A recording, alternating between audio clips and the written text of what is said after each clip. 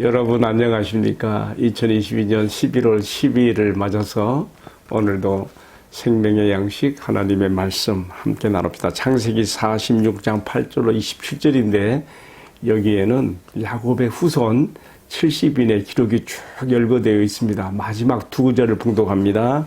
26절 야곱과 함께 애굽에 들어간 자는 야곱의 며느리들 외에 66명이니 이는 다 야곱의 몸에서 태어난 자들이며 애굽에서 요셉이 낳은 아들은 2명이니 야곱의 집사람으로 애굽에 이른 자가 모두 70명이었더라. 아멘. 봉독한 말씀을 중심으로 장래 출애굽의 씨알들이 되는 야곱의 자손 70인에 대한 말씀을 나누겠습니다. 너무 좀 제목이 길지요. 좀 줄여가지고 장래 출애굽의 씨알들 70인의 교훈 이렇게 생각을 하고 오늘의 말씀을 들어가겠습니다. 자, 오늘 본문의 말씀을 보게 되면요. 야곱의 후손 70인 좀 구체적으로 말하면 야곱의 12아들을 통해 낳게 되는 그 자손 70인의 이름이 여기 막 언급되어 있는데요. 여기서 참 특징적인 것들이 많이 나와요. 몇 가지만 제가 추려서 함께 나누면서 여기 담겨있는 하나님의 말씀의 교훈을 받고 싶습니다. 첫 번째로는요. 레아를 통해 받는 교훈입니다. 야곱의 몸에서 태어난 자들이 며느리들을 제외하고 66명이라 그랬어요. 26절에 나오죠. 야곱과 함께 애굽에 들어간 자는 야곱의 며느리들을 외에, 왜냐하면 며느리들은 야곱의 몸에서 난 자녀들이 아니고 밖에서 들어온 자들이기 때문에 이렇게 쓴 것이죠. 며느리들 외에 66명이다 그랬어요. 근데요, 놀라운 것은요, 66명의 딱 절반이 되는 33명이 누구의 자손들인가? 바로 야곱의 첫 번째 부인, 4명의 부인이 있죠. 레아, 라헬, 빌하, 실바, 4명의 부인들 가운데 첫 번째 부인은 레아를 통해서 나오는 자손이 33명인 거예요. 그러니까 거의 절반을 거의가 아니고 딱 절반을 차지하는 거예요. 66명 중 33명이니까. 여러분, 여기서 뭘 느낍니까? 레아는 첫 번째 부인이었지만은 동생 라헬에게 남편 야곱의 사랑을 다 빼앗기고 정말 어찌 보면 좀 안 됐어요. 그런데 사람의 사랑을 받고 못 받고를 떠나서 하나님께서 이루어 가시는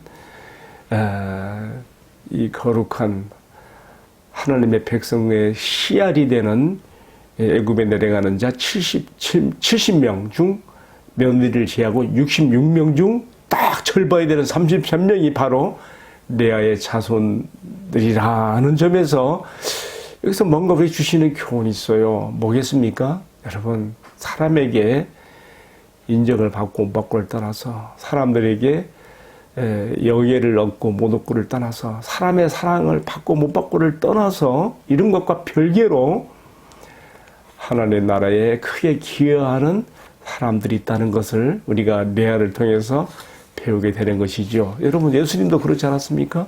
이사야 53장 3절에 보게 되면 그는 사람들에게 실어버린 바 되어서라고 써 있어요.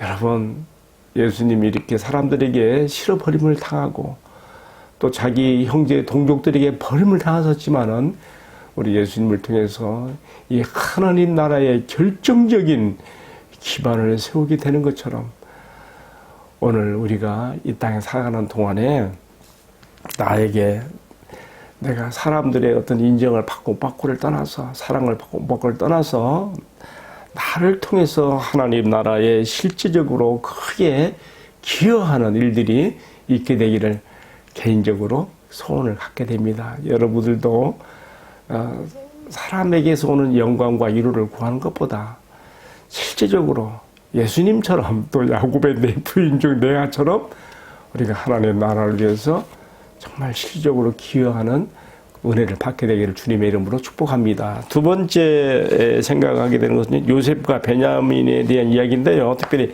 베냐민에 대한 이야기를 하고 싶어요. 요셉의 애굽의 총리가 되어서 바로 왕이 이게 짝 맺어준 아내를 통해서 므낫세와 에브라임을 낳지요. 그런데 막내 아들로 태어난 야곱의 막내 아들로 태어난 베냐민을 통해서는요, 오늘 말씀해 보니까 12아들 가운데요, 막내가 12아들 가운데 가장 많은 자손을 낳아요. 10명이나 낳아요. 참, 우리가 베냐민을 이렇게 어린 취급을 할 수가 있는데요, 지금까지 앞에 나온 말씀으로 봐서 그렇지 않습니다. 10명의 아들을 두고 있었어요. 애굽으로 내려갈 때에 그렇다는 말이죠. 여러분, 여기서 뭘 생각하게 됩니까? 가장 12 중에 막내가 가장 많은 자손을 개인적으로 이렇게 낳았다는 그 말씀 속에 뭐가 들어있겠어요? 먼저 나온 자, 큰 자가, 먼저 나온 자, 큰 자보다 늦게 나온 자, 작은 자가 앞서는 이런 천국의 역전, 반전, 서열의 원리를 또 여기서 우리가 보게 되는 것이죠.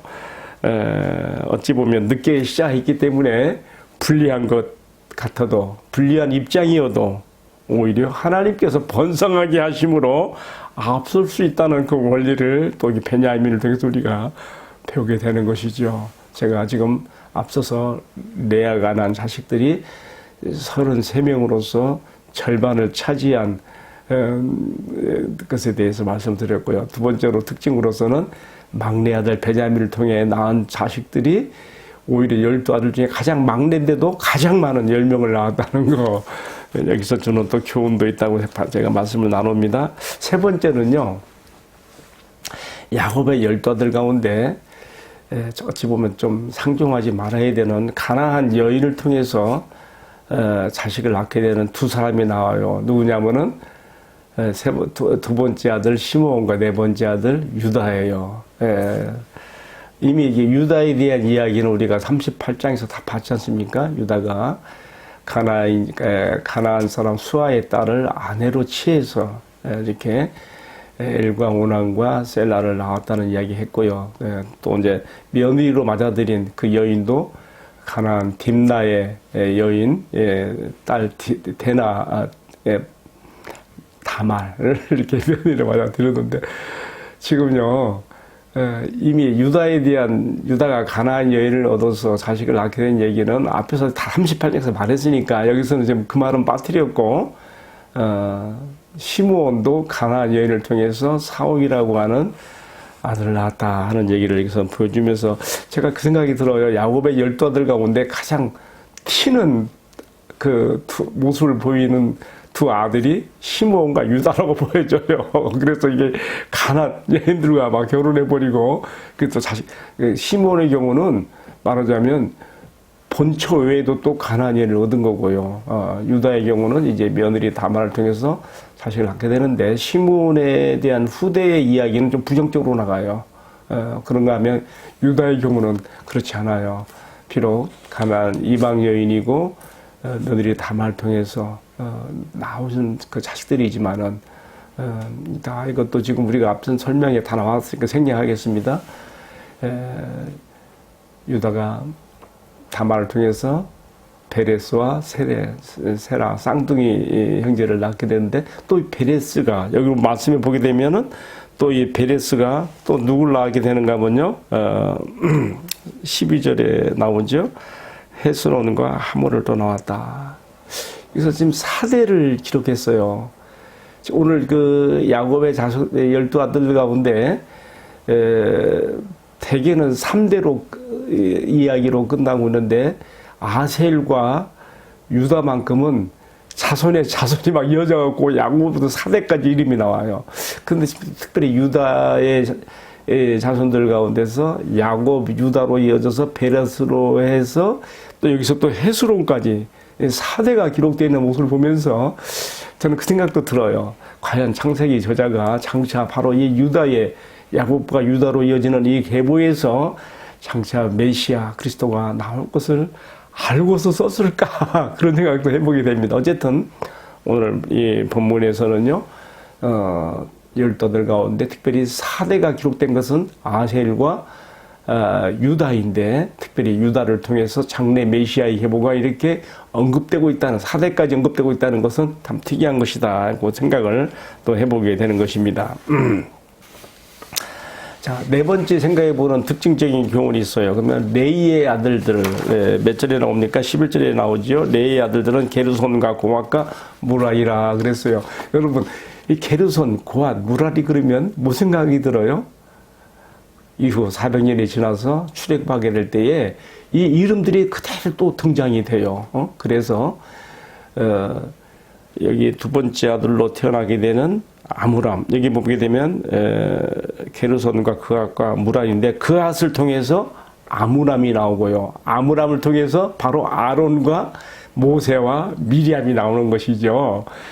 우리가 12아들 가운데 특징적인 것들을 살펴보는 가운데서 레이 자손들, 레이가 난 세 아들들의 이름을 보면서 이 이름이 400년 뒤에 출애굽에서 또 그대로 등장되면서 거기서 아론, 모세, 미리암이 나오고 또 여기서 나오는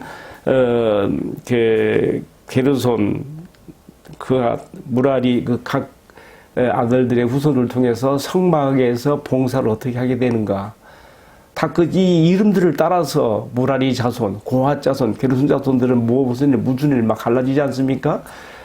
우리가 미리 여기서부터 그 이름의 기원을 우리가 보게 되어집니다. 레이 자손들 여기 세 아들 가운데서 이스라엘의 신앙을 지도하는 제사장 그룹이 나오고 또 성막의 수종달이 되었다는 점에서 우리가 또 주목할 필요가 있습니다. 자, 이제 마지막으로 하나만 더 말씀드리고 싶은데요. 방금 제가 읽어드렸던 본문입니다. 26절부터 27절까지. 결국은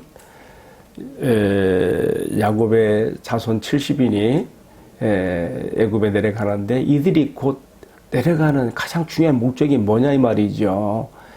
표면적으로는 기근을 피해서 요셉 11번째 아들 요셉이 총리가 된 요셉을 통해 초청받아 가는 것이지만은 결국 지금 우리가 하나님께서 구속 역사를 이끌어 가시는 큰 스트림, 흐름에서 볼 때에 애굽으로 내려가게 말하시는 목적이 뭐예요? 그것은 이미 브엘세바의 밤에 하나님께서 주신 말씀 가운데 나타났죠. 야곱이 돌다리도 두드려 보고 걷는다고. 내가 지금 이 애굽으로 가는 것이 맞는 길이냐 틀린 길이냐, 그 참 마음이 흔들릴 때에 브엘세바에서 제단을 쌓으면서 하나님의 응답을 구하지 않습니까? 그때 하나님께서 주시는 약속이지요. 두려워하지 마라. 내가 너와 함께 간다. 그러면서 뭐라고 하셨어요? 내가 너로 거기서 큰 민족을 이루게 하겠다. 바로 이거예요. 바로 이거.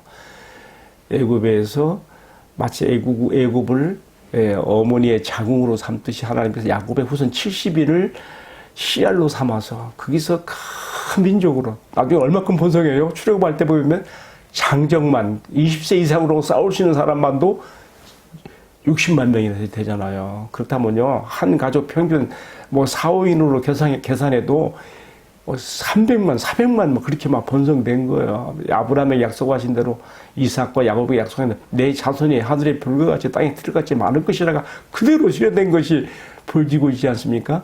근데 그 시작이 뭐예요? 70인으로 시작하는 거예요. 야곱의 후손 아브라함 때는 자식이 하나도 없었어요. 그러다가 이제 티에 가서 이삭을 주셨고요. 거기서부터 나오는 또 자손들. 이삭도 어떻게 됩니까? 두 아들 야곱과 에서 사실 극소수죠. 근데 야곱 때 이르러서 70인이 애굽으로 들어가면서 장차 수백만 하나님의 그 당시 고대 근동사회에서요 이 300~400만 이 번성 인구는 대단한 겁니다.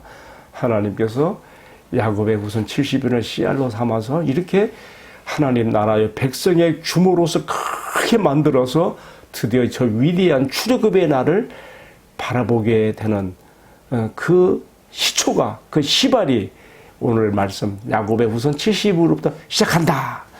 여기에 큰 의미가 있는 것이죠. 또한 이것은 오늘 우리가 우리 자신들에게도 적용할 필요가 있습니다. 예수님께서도 십자가를 앞에 놓으시고 빌립과 안드레의 안내를 받아서 자기를 만나고 싶어하는 헬라인 이방인들을 접견하는 자리에서 뭐라고 하셨어요? 하늘의 씨알이 땅에 떨어져 하늘의 밀이 땅에 떨어져 죽지 아니하면 그대로 그 죽으면 많은 열매를 맺는다. 예수님 여기서 자신의 십자가의 죽음의 의미가 무엇인가를 말씀하시는 가운데서 특별히 지금 빌립과 안드레의 안내를 받아 자기를 만나러 온 이 헬라인 이방인들을 바라보면서 하시는 말씀인 거예요. 그것은 뭡니까? 아브라함, 이삭, 야곱으로 이어지는 혈통적 이스라엘뿐만 아니라 자신의 십자가의 죽음을 통해서 많은 이방의 열방과 민족 가운데서도 수많은 이방인들 가운데서도 하나님의 백성으로 영적 아브라함의 자손으로 이삭, 야곱의 자손으로 돌아올 자들이 많게 될 것을 예수님께서 바라보신 것이거든요. 여러분, 우리가 여기서 무엇을 배울 수가 있습니까?